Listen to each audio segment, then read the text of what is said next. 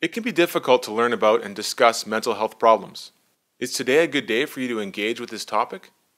Though the content we will cover is fairly high level and positively oriented, depending on your own life circumstances, the material may be somewhat challenging. You can find support and resources in the section 5 of the summary of contents. If you choose to proceed, pace yourself. You can always come back.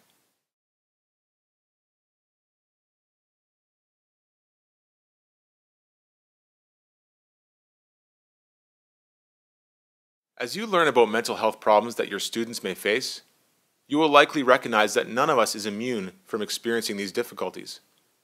In fact, most of us will be touched by mental health problems in our family, friends, or selves at some point in our lives. Learning the signs of difficulty and how to intervene early to get appropriate help can be part of your own self-care practice.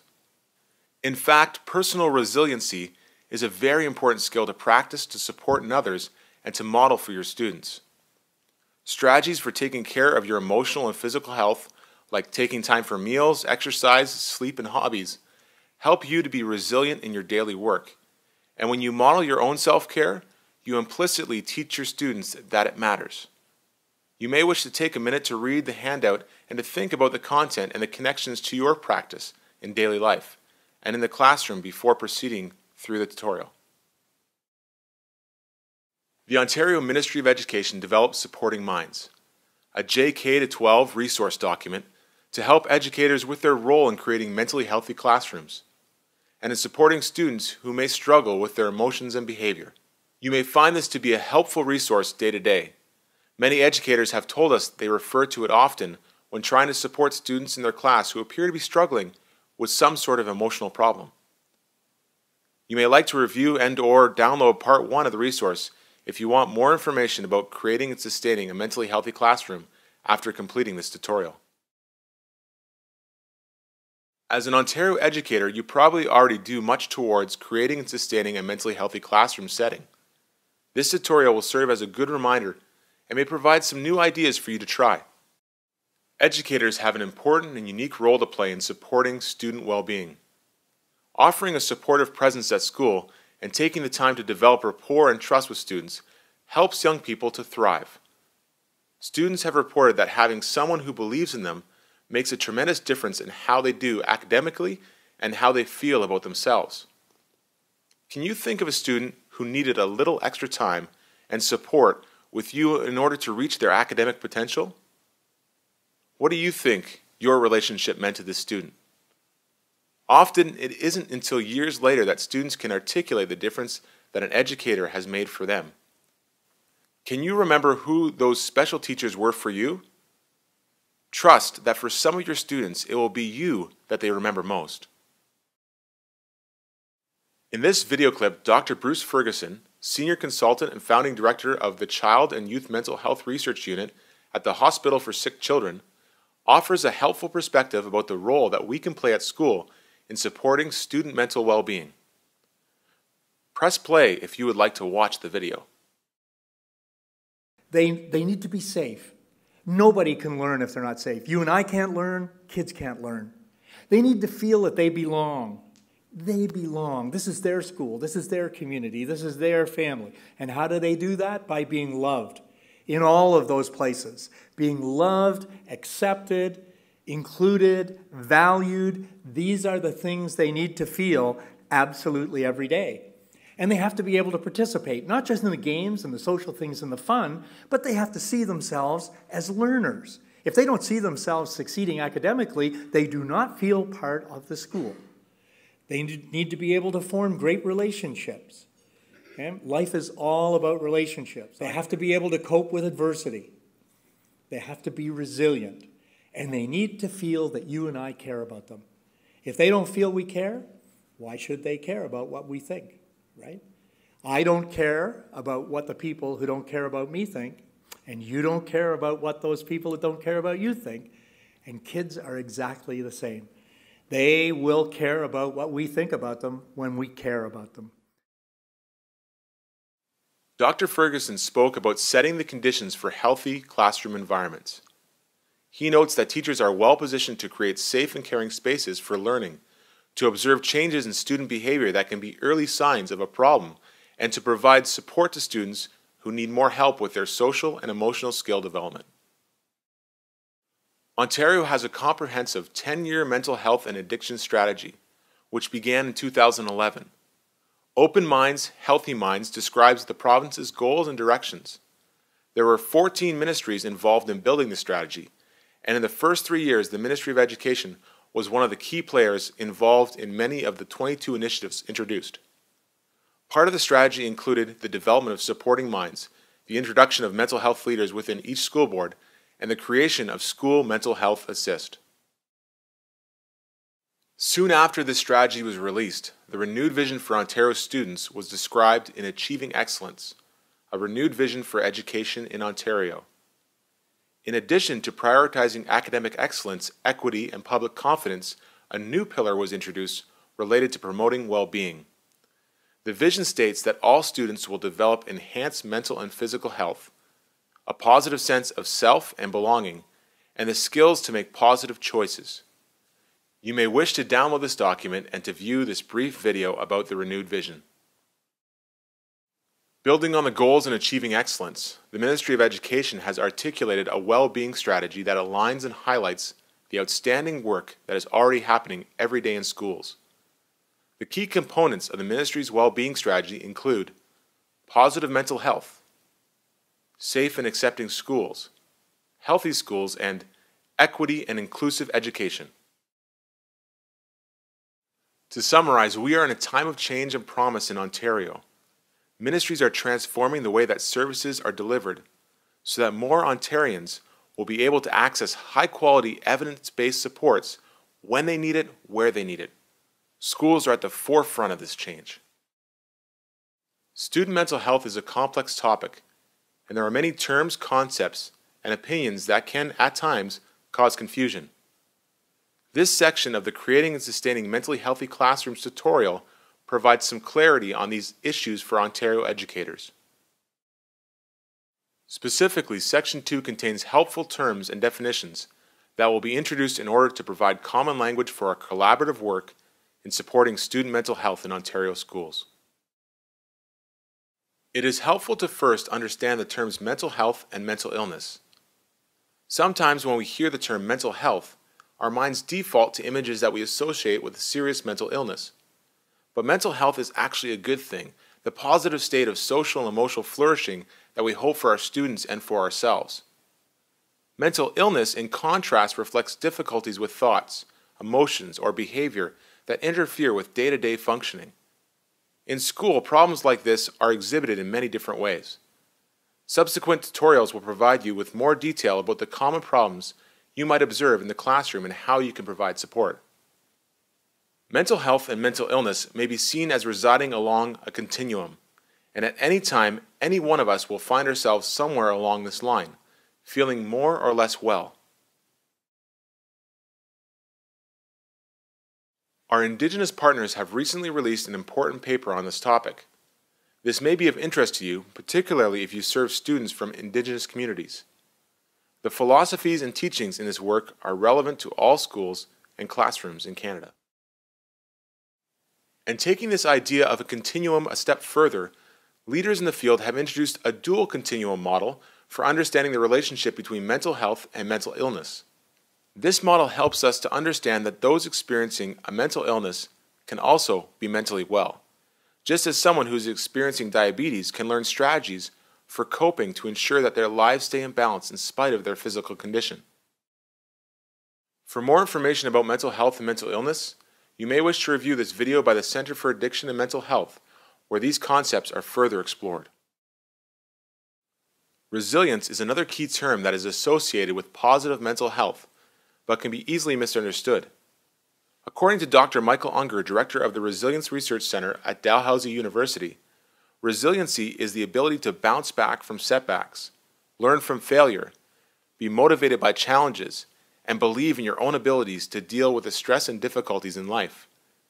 You may wish to visit the Resilience Research Center to watch a quick video on supporting youth resilience and to view other related resources. Our role in schools is to help students to acquire the skills, attitudes, knowledge, and the habits that lead to resilience in life, and also to notice and support students who struggle along the way. There are many approaches designed to support student positive mental health and resiliency at school. In fact, there is a dizzying array of products, resources, speakers, and services that cross an educator's desk these days that claim to enhance student well-being. Terms like social-emotional learning, mindfulness, positive psychology, and self-regulation are commonly associated with student well-being. It can be confusing to know where to begin.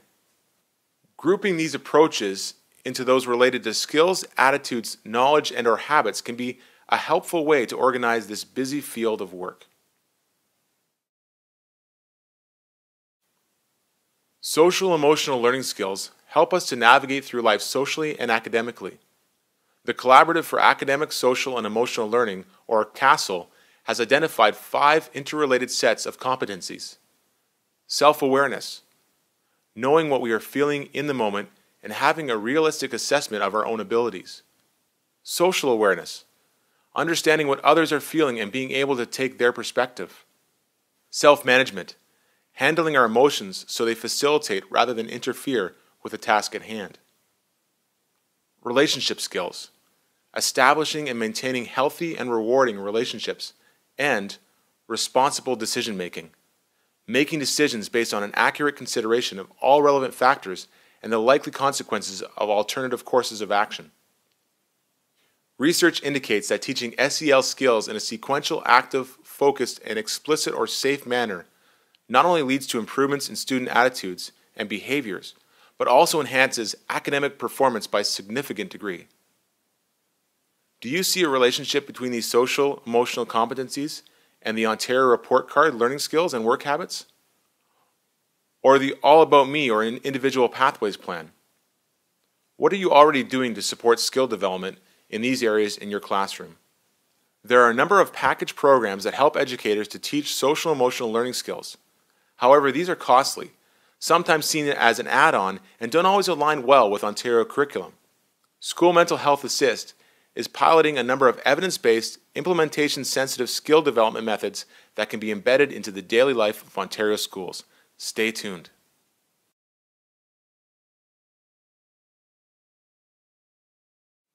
An attitude is a way of thinking, feeling, or behaving that reflects a state of mind or disposition. It's not always easy to see the positive things in life, but having a good attitude and outlook makes solving life's problems much easier.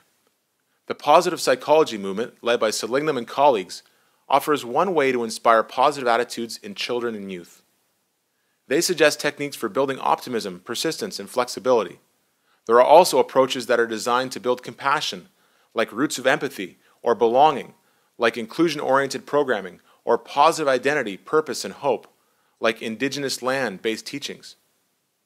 As a mini example of the sort of technique that can work to develop more positive attitudes over time, take the 21-day gratitude challenge. Every evening, reflect back on your day and jot down 3 things that you are grateful for. See how noticing these things can shift your attitude.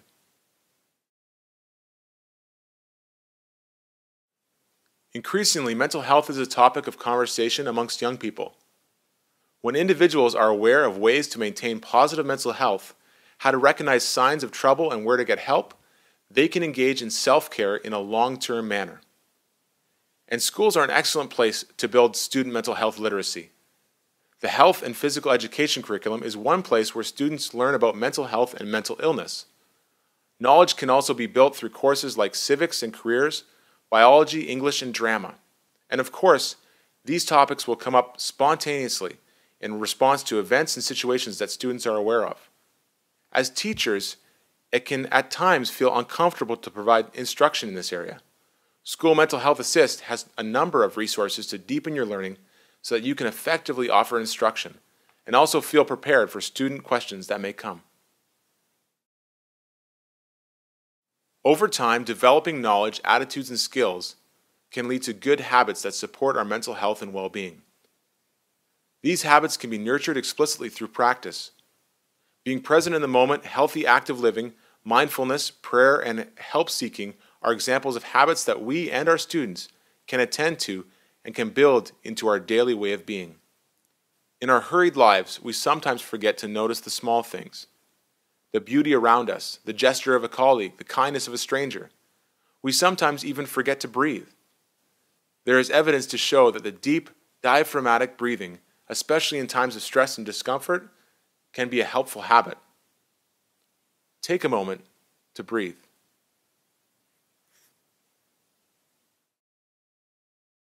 Now think about the students in your school or class. What knowledge, attitudes, skills, or habits could be most helpful to nurture in these students?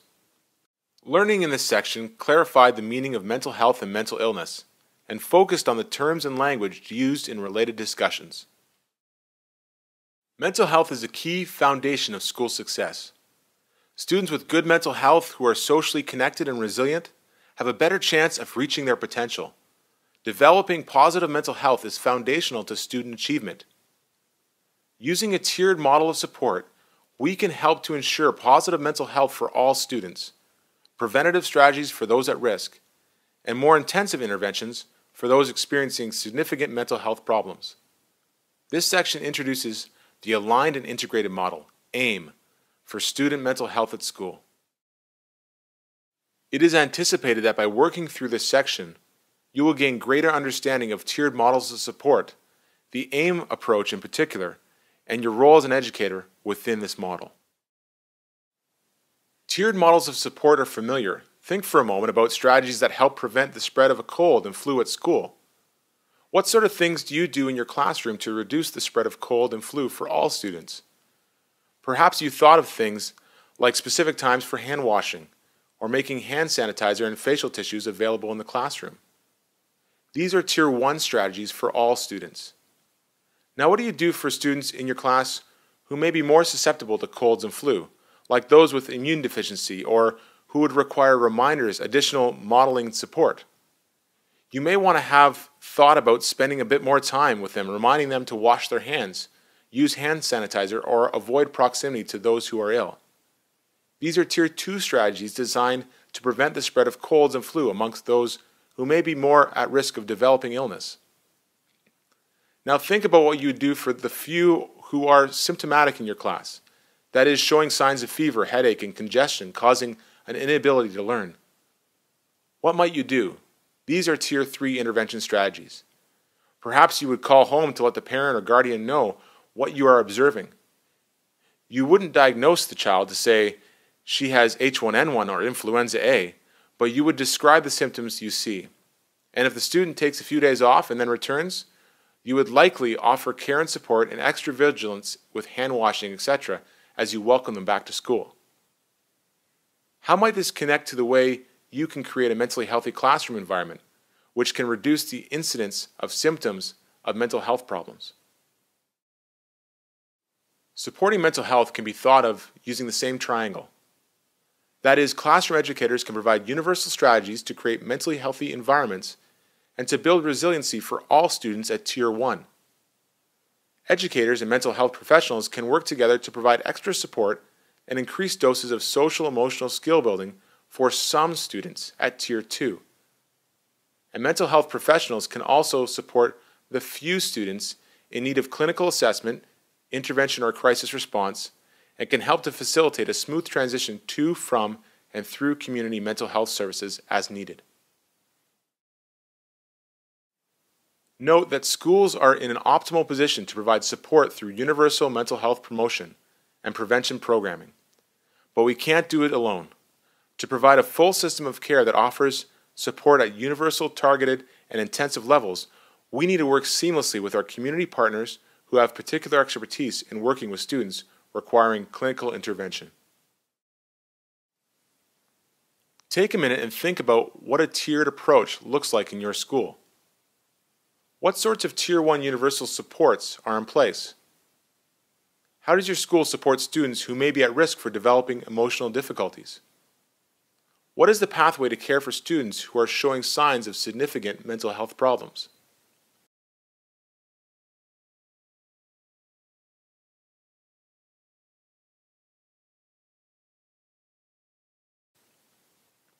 This diagram shows the aligned and integrated model for student mental health at school.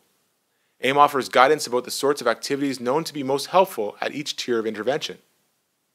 It rests upon the foundation of strong leadership at school and classroom level, depicted at the base of the triangle.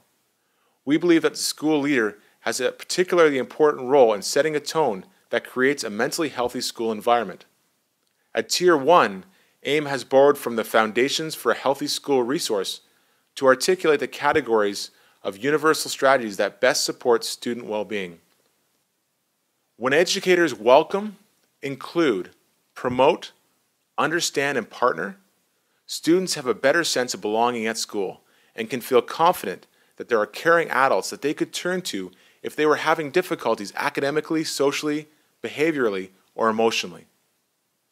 Students who may be at risk for mental health problems certainly benefit from these universal strategies, but they require a bigger dose of skill building and support. AIM suggests that the Tier 2 strategies focus on strengthening protective factors, reducing risk factors, and providing support and accommodation. Strategies for students who are experiencing significant distress are represented in the top of the triangle. When we offer proactive skill development and caring foundations, and identify and prevent problems early, fewer students will require intensive mental health interventions. But there will always be some students who struggle with a mental health problem in spite of our best efforts. Trained mental health professionals within school boards and/or in the community provide strong evidence-based interventions for these students. Sections 1 through 3 of the tutorial on mentally healthy classrooms provided provincial context, offered a summary of common terms, and introduced the multi-tier AIM approach to supporting student mental health at school. In this final section, we move to the applications of this learning, putting everyday mental health practices into place to create and sustain mentally healthy classrooms. The learning objectives for Section 4 are to become aware of the supporting minds document, to become familiar with the 5 elements in Tier 1 within the AIM approach, to begin to think about everyday practices to add to your mentally healthy classrooms. When it comes to general well-being at school, what do all students need? Here are a few things mentioned by educators around Ontario in answer to this question. Staff who provide these things go a long way toward creating a caring classroom environment where students learn academically at the same time that they grow in character and confidence. What specifically can you do each day to create a mentally healthy classroom environment? We often do all of the right things some of the time. The question is whether we do this in a systematic, intentional, and explicit way as part of a daily routine. The AIM approach offers a frame of reference for thinking about the range of Tier 1 strategies we can employ. As a reminder, AIM suggests we can welcome by creating inviting and supporting environments at school, include by engaging students from all diverse backgrounds in meaningful ways, promote positive mental health through explicit instruction in social, emotional skills, attitudes, knowledge, and habits, understand students' needs and strengths and have a good base of knowledge about mental health, and partner with students, families, and community agencies to promote optimal student mental health. The foundation base implies that the most effective support for the student occurs when classroom practices are aligned with a school-wide strategy and foundations for a healthy school. Does your school have a mental health and well-being strategy? What can you do to learn about and support the strategy? This piece of the Tier 1 triangle speaks to welcoming social and physical environments. For many years, Ontario schools have been working to build safe and accepting schools and classrooms. When schools are welcoming, inclusive, reliable, and safe physically and emotionally, students are able to feel a sense of belonging and value. When students don't have to worry about safety, bullying, fitting in, or unpredictability, they can be more regulated and ready to learn. Think about your classroom this year. What are some ways that you create a welcoming environment for your students? Consider what you see on the screen. Think about what you already do or how you might accomplish these things in your school and in your class. Take a minute and jot down your thoughts on, how do I get there? Here are a few practical everyday strategies to help with creating a welcoming classroom. Note that little things can make a big difference. Greet each child by name as they enter your classroom. Mirror diversity in visual representations in the classroom and choice of study materials. Notice and celebrate student kindness. What would you add to this list?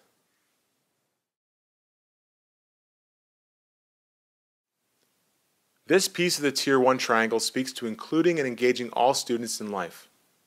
This involves providing instruction that optimizes the interests and talents of your students to enhance the learning experience for all. It can also include providing space for student voice and student leadership, particularly on topics related to mental health promotion. Students are often eager to learn about mental health and to make a positive difference for their peers. With appropriate adult support, they can do just that. Think about your classroom this year. What are some ways that you include and engage your students in learning and in school life? Consider what you see on the screen. Think about what you already do or how you might accomplish these things in your school and in your class. Take a minute and jot down your thoughts on how do I get there? Here are a few practical everyday strategies to help with including and engaging students. Appeal to student interests and known strengths to enhance engagement in learning. Review your lesson plans for the week ahead from the lens of equity. Are all voices and perspectives included? Support student leadership and mental health awareness and stigma reduction. What would you add to this list? This piece of the Tier 1 triangle speaks to understanding, knowing your students and knowing enough about mental health to be able to actively promote this, and to recognize when a student may be struggling with a problem in this area. Think about your classroom this year. What are some ways that you work to really know your students? Would you be able to detect change in behavior that might be associated with a mental health problem? Think about your classroom this year. What are some ways that you work to really know your students? Would you be able to detect a change in behavior that might be associated with a mental health problem? Consider what you see on the screen. Think about what you already do or how you might accomplish these things in your school and in your class. Take a minute and jot down your thoughts on how do I get there? Here are a few practical everyday strategies to help with building understanding. Write down at least one interest, fact, or strength regarding every student in your class. Scan your class for changes in behavior each week. Drop in grades, missing class, isolating, increased irritability. Participate in other SMART tutorial sessions to learn more about common problems you might observe in your classroom. What would you add to this list? This piece of the Tier 1 triangle speaks to explicitly promoting mental health and well-being daily as a part of the regular classroom routine. This involves enhancing student skills, attitudes, knowledge, and habits related to their mental health. This can happen formally through instruction in subject areas like health and physical education, civics and career studies, and drama or English. It can also happen more informally on the edges of the school day, as students gather to begin the day, during transitions, or as teachable moments arise. Think about your classroom this year. What are some ways that you promote skills, attitudes, knowledge, and habits associated with mental health?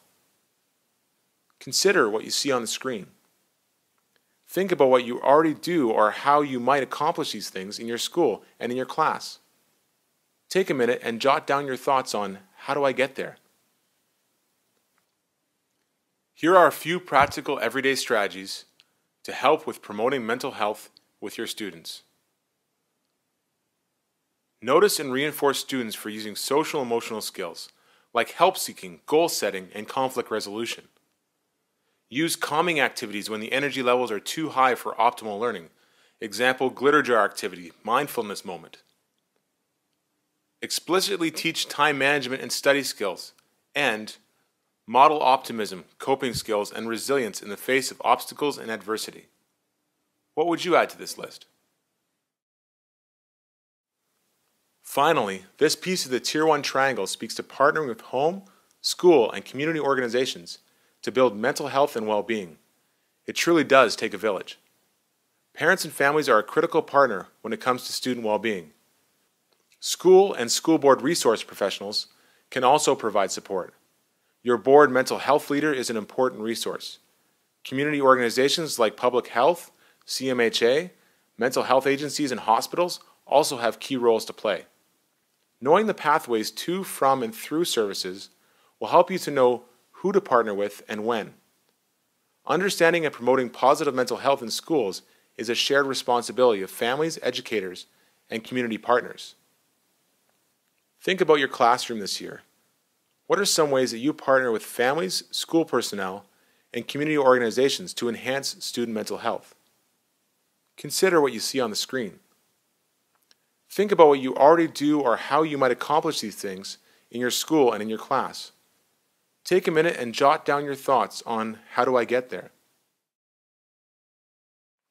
Here are a few practical everyday strategies to help with partnering.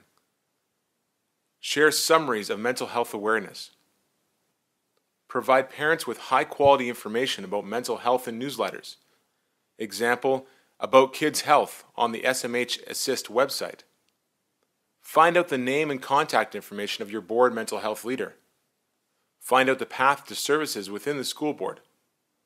What would you add to this list? Learning in this section was meant to cover the concepts that you see on the screen. Mental health is a key foundation of school success. Students with good mental health who are socially connected and resilient have a better chance of reaching their potential.